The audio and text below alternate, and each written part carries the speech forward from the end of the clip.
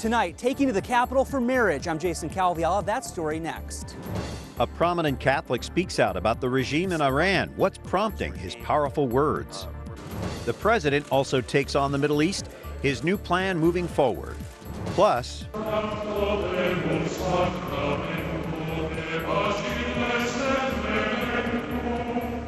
a look at Corpus Christi celebrations in Rome.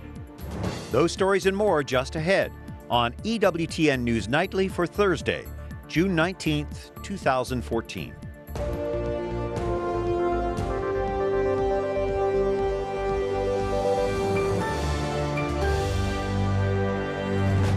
Good evening. Thank you for joining us from Washington, D.C. I'm Brian Patrick, and looking at your news now, we start with the celebration of marriage right here in Washington. Many of the marchers began the day with a special mass at St. Joseph on Capitol Hill, celebrating marriage as a sacrament. Then later in the morning, thousands gathered on the National Mall for a march and rally in support of the traditional, historical definition of marriage. And our Jason Calvi was with them. They came from places near and far. Brooklyn, New York. Pennsylvania. United with a simple message. Thousands rally for marriage at the U.S. Capitol today. We're happy because of this outcome. Joining the crowds, the Pope's ambassador to the United States. They have many reasons to be here today. God orchestrated a marriage in itself. We both support the traditional marriage. This is important because of our commitment to the poor. The poor need mothers and fathers to raise the children. And when the family crumbles, society doesn't do very well. Children don't do very well. The economy doesn't do very well. So the supporters of marriage take to the streets. Marriage, one man, one woman. And what you can't see is the temperature at this March for Marriage. It's about 84 degrees in Washington today as these people flood the sidewalks here at the Capitol. And this March for Marriage ends right here at the Supreme Court with prayer. The marchers meet a small number of protesters. If we get to know each other as human beings, fellow travelers on the face of this earth, we can begin to, I think, melt away all of this hostility. We're not hating anybody, but we're taking a stand for what marriage represents in a course of a civilization. The march ends, but the prayers and witness for marriage continue. Jason Calvi, EWTN News Nightly. All right. Thank you, Jason. And one of the speakers from today's March for Marriage is with us tonight, Alison Howard with Concerned Women for America. Besides hot, how was the marriage for you? It was or wonderful. The March for Marriage. Yeah, marriage has not come yet, but the march happened today.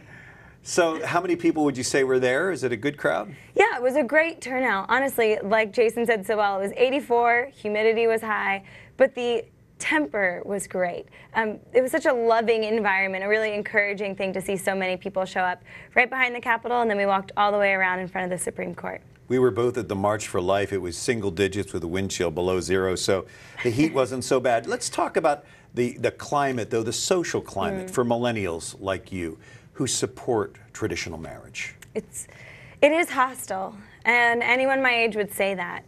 But it's a fallacy to believe that there are no young people that believe in marriage anymore. Study after study shows that young people, even up into high school, still see having a family and kids as something they take as part of the American dream, something that is included in having it all. And they want that. Now, has our culture seen it?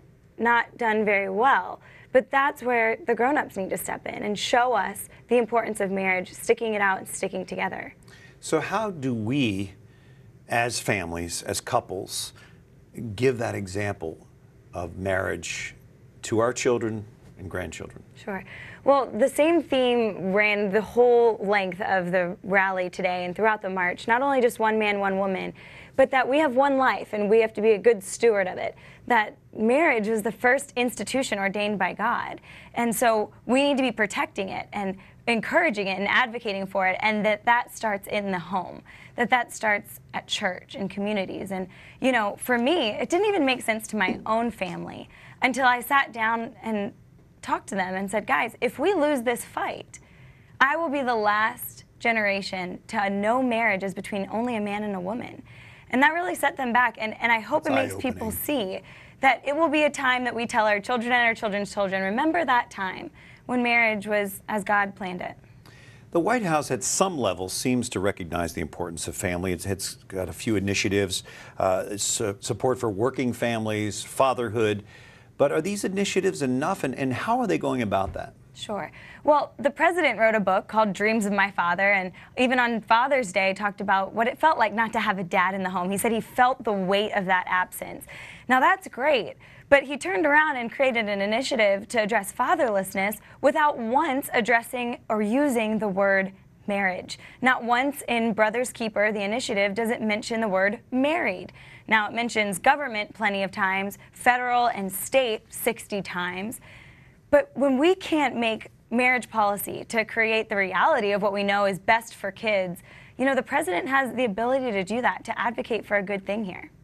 I noticed there are a number of sponsors, among them Concerned Women for America. Why is your organization so firmly behind this cause? Yeah, well, traditional marriage is one of our core issues, and we have over 500,000 members, so it's diverse. There's Christian, Catholics, people of faith, and men in Concerned Women for America who are really seeing us at a turning point in our country. That we saw in Roe v. Wade 40 years ago, the Supreme Court step in and try and tell us and end the debate on abortion, tell us what to do. 40 years later, we're still fighting for life. Right now, courts are trying to do the same thing and overturning the vote of the people and trying to silence the voice of the people on the issue of marriage. So we want to continue that debate, continue to have that healthy, robust discussion about the tenets of marriage. From Concerned Women for America, Alison Howard, thank you for your take on today's March for Marriage. Thanks so much.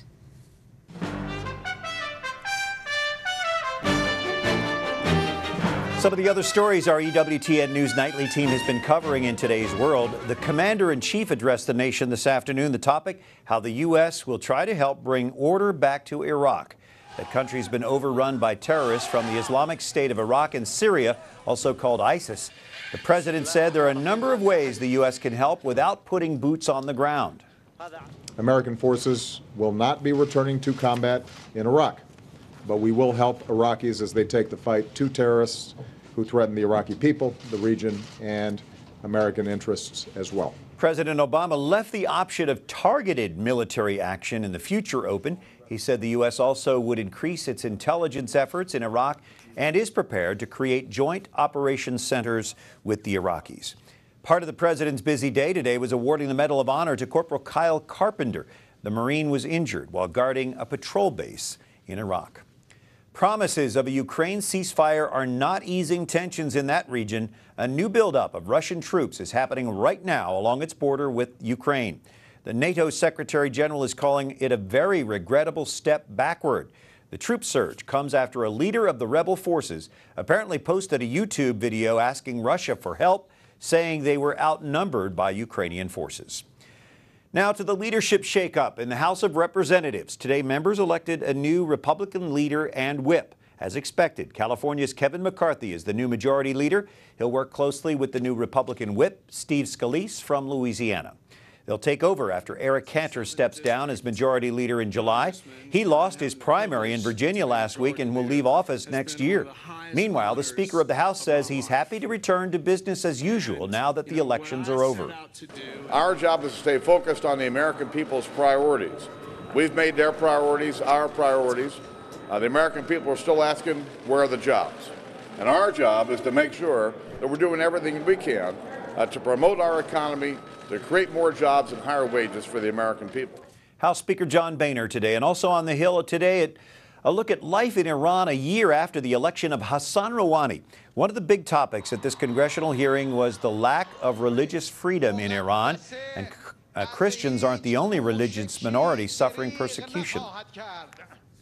Here's a snapshot of what's happened under President Rouhani. At least 135 Baha'is are imprisoned because of their religious beliefs, a doubling of the number, Madam Chairman, since 2011. Robert George went on to say government officials need to put pressure on Iranian leaders to change the way they handle religious freedom issues. Well, today is set aside by the Church for a special celebration of the body and blood of Jesus Christ in the Holy Eucharist. Pope Francis celebrated Mass for the Feast of Corpus Christi at St. John Lateran Basilica in Rome.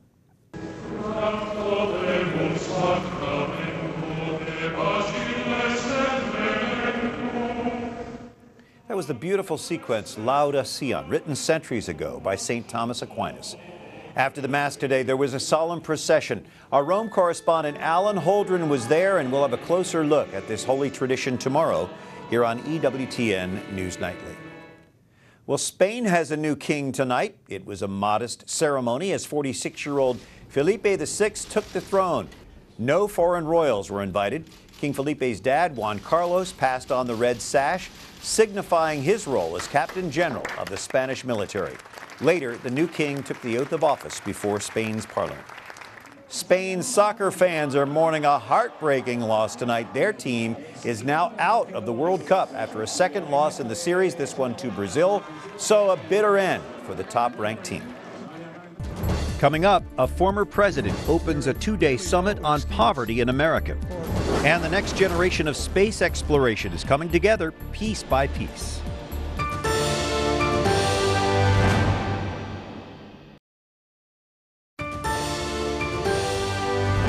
Thank you for joining us on this Thursday evening for EWTN News Nightly. I'm Brian Patrick. Poverty is one of the most serious problems facing millions of Americans. Former President Bill Clinton is weighing in on how to address it. Our Wyatt Goolsby was there as he spoke today here in Washington. I know how hard this is, which means not that we should be discouraged, but that we should get to work. We can do this. There is really no excuse for the neglect we have shown, especially to our children. We can do this. An encouraging message and a challenge from former President Bill Clinton. This week, various advocates and leaders with the poor and disadvantaged from across the country are in Washington to figure out how best to address poverty in America and bridge a growing skills gap. We send a lot of low-income young people. One thing's for sure, everyone has their own opinion on how to help the less fortunate. Some say it's raising the minimum wage. Others say a greater role of local and state governments can help. Clinton says there's no silver bullet, no easy way to help the poor move up to the middle class. But regardless of political affiliation, he made one argument that nearly everyone can get behind: teamwork. Not to forget all the nonprofit organizations that are working on poverty out there. And I believe you should give some thought to whether we can do a better job to coordinate their efforts, so as to amplify the combined impact of them. One other update today on the topic of poverty in America. Bishops here in the U.S. have named Mark Rolina as head of the Bishop's Office of Domestic Social Development. He comes from Catholic Charities of Central Colorado. The bishops say he will help advocate Catholic positions on social justice here in Washington and advance the idea of human dignity and the value of work. Brian. Thank you, Wyatt. We value your work. Thanks very much. And the administration unveiled a new plan today to help ex-convicts find work. The plan is to pour $74 million in grants for programs that help offenders get jobs after they're released from prison. Officials hope it will give them another chance and set them up for success. They say if ex-cons are working, they are less likely to go back to prison. Police in Canada rescue 5 children from online pornography operations. The Mounties found the kids during a nationwide sweep, cracking down on child pornographers. Hundreds of computers and nearly 2 million images and videos were seized. Some 350 charges have been filed in relation to this crackdown. Police are not saying how young these victims are.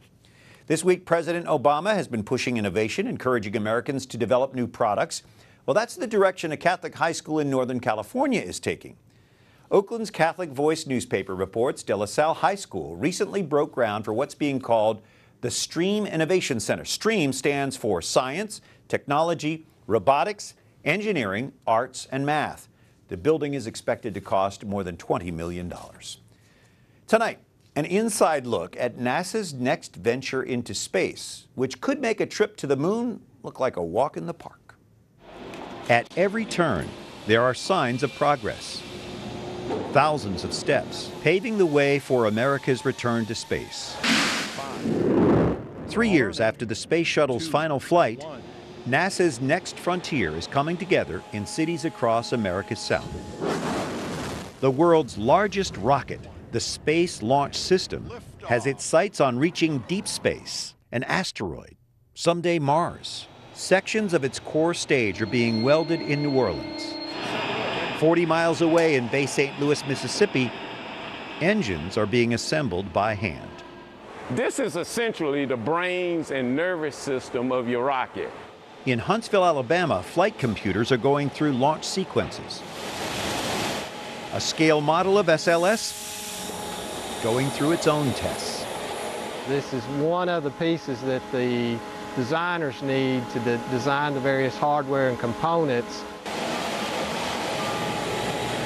There's nothing on Earth this size since the Saturn, and this is actually bigger than the Saturn.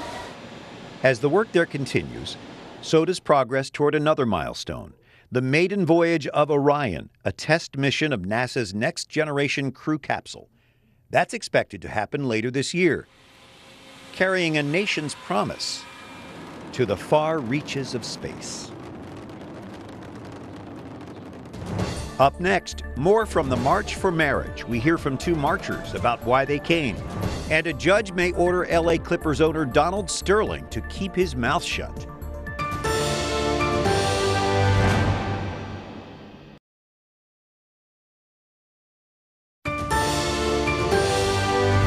This is EWTN News Nightly for Thursday, June the 19th. I'm Brian Patrick, and today the March for Marriage was held here in Washington, D.C. Ironically, leaders of the Presbyterian Church came out with a statement today defining marriage as simply the union between two people. Well, summer starts on Saturday, but who can forget the harsh winter that for many of us never seemed to end? Our Susie Pinto reports on one man's creative fix for the damage done by snow and salt to the streets of Chicago. A guy crouched over fixing a cracked, eroded piece of pavement.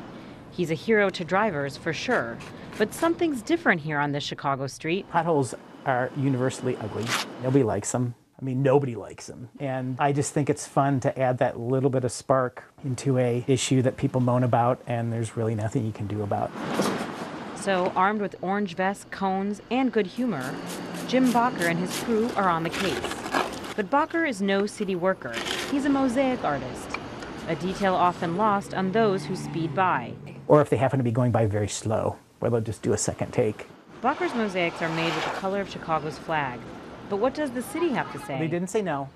They didn't say stop doing it, but it was just kind of like, leave it to the professionals. But we think it's kind of funny. How long will the whole state take? I thought they were just filling a pothole, and I thought it was kind of inefficient. But now that I know what they're doing, we'll take any pothole repair we can get, and if it's art, fine, so be it. There are hundreds of thousands of potholes in the city, and I've tackled 7. So my effort is the tiniest of percentages. It's a minuscule solve to the problem. After a day of drying, Bacher cleans up the mosaic. Yeah, world of difference. And with a nod and a wink, he's assigned this one number 21,914. That idea of permanence just to this day blows me away. I just love that whole idea. And so his mission continues. Susie Pinto, EWTN News Nightly. 7 beautiful, filled potholes. I'm sure the people of Chicago are very grateful. Well, we have more on the NBA Clippers owner drama tonight. A Los Angeles judge has refused Shelley Sterling's request to slap an injunction on her husband, Donald Sterling, and his lawyers for alleged threats. The judge said the statements didn't merit a restraining order. He said emotions are high for all the parties involved. Next month, Donald Sterling will go on trial on claims that he's mentally incapacitated, which would give Shelley Sterling sole authority to sell the Clippers. It's really a deep story. We're not going to even try to explain it any further. If you ever get to Paris, be sure to check out a newly restored wing at the Louvre. The 18th century decorative arts wing has just been reopened, bringing back its full glory. For nearly a decade, it was nothing more than a dusty building site in one of the world's greatest places, or palaces, and now thanks to a $35 million restoration, it's again one of the museum's most exciting collections. Well, the International Catholic Film Festival starts next week at the Vatican. It gives awards for Best Short Film, Documentary, Actor, and others. Other roles, such as supporting actors, what I was trying to say. The finalists for each category have already been picked. The subject matter is what stands out, though. Things like the story of the martyrdom of 51 members of a religious community during the Spanish Civil War. Ahead of the festival, our Rome team talked with its founder and president about the journey to promote the high road in filmmaking. At the beginning was difficult, but now a lot of producers are producing films of this kind, or simply Catholic films, more and more. So we are very happy about that. 1,600 movies from 120 companies or countries will be part of the competition, which takes place at the end of June. Maybe one day they'll make a movie about this young golfer. Photographers have been following her around the green for the past couple of weeks in North Carolina. Our Catherine Elliott tells us why. When other kids her age are likely settling into the beginning of summer break, sixth grader Lucy Lee is hitting the links with the pros. Just 11 years old, she became the youngest person in history to qualify for the Women's U.S. Open when she won the sectional at Half Moon Bay in California by 7 strokes in May. Now she's teeing off with some of the best in the world. Perfect week. I just want to go out there and have fun and play the best I can.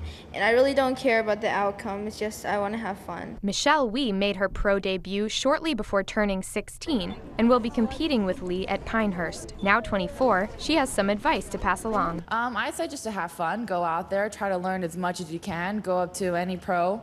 We're not scary, we won't bite, and just to ask us anything. Lee, whose family is from the San Francisco Bay Area, only became serious about golf 4 years ago, splitting her time with a golf school in Florida. I like golf because it's different from other sports. Anybody can play it if you're tall, short, fast or slow. That's what I like about it. She is not the youngest player in Women's Open history. Beverly Klass was 10 when she played in 1967, before there was qualifying. The youngest player to make the cut was Marlene Hagg, who was 13 in the 1947 Open at Starmount Forest in North Carolina. Catherine Elliott, EWTN News Nightly. Remember that name. Not Catherine Elliott, Lucy Lee, but you can remember Catherine as well. She someday will be great, both of them. Well, we are grateful that you watch every night, every weeknight here on EWTN, so we will see you tomorrow. Until then, we invite you to like us on Facebook, follow us on Twitter, and watch again on EWTN's YouTube page. For all of us here at EWTN News Nightly, and for all who are in Washington today for the March for Marriage, I'm Brian Patrick. Thank you for watching tonight. Good night, and may God bless you.